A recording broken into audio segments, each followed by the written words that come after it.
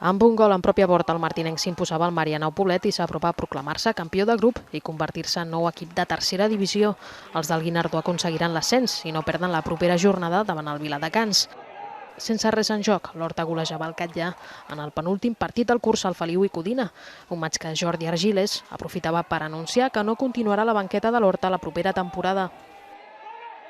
A la part baixa, el Torrefort golejava a domicili l'Andorra i deixa els del Principat sense marge d'error les dues properes jornades. Els de Justo Ruiz, però, es mantenen fora del Pou i de la 14a plaça favorits per la situació del Balaguer, sancionat per impagament arbitral.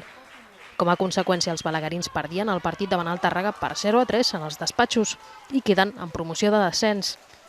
Només un punt per sobre es troba el Vilanova, que no passava de l'empat a 0 a l'Alumnes Obrers davant un Torredembarra que estrenava entrenador, Alberto Izquierdo, substitut de Gabri Amores. El Vista Alegre i l'Amposta també empataven a 0 a Can Vinader. Un empat insuficient per als dos equips, que manté els d'Antonio Escudero en descens directe i els sabrencs sense la permanència matemàtica. Al grup 1, el Peralada també podria ser equip de tercera la propera jornada.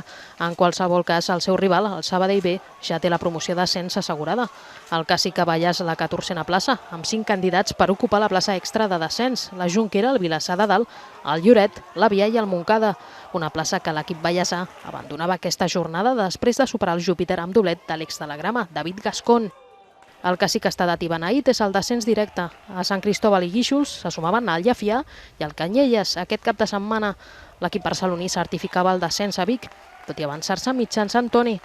Puigdescens, Segalers i Baulí donaven la volta al marcador i enviaven els de Dani Cruz a segona catalana. El Llefià, per la seva banda, veia com en el minut 86 arribava l'empat del Mollet i s'esfumaven les opcions de permanència. L'equip badaloní baixa només un any després d'haver aconseguit l'ascens de categoria. En canvi, l'Escala celebrava l'ascens a primera catalana. L'empat contra el Catgivert, l'ensopegada de la Badesenc, certificava l'ascens dels de Josep Maria Batlle, només un any després de l'ascens a segona catalana. L'Escala se suma al Manresa, el Redis i el Mollerussa com a nous equips de primera catalana.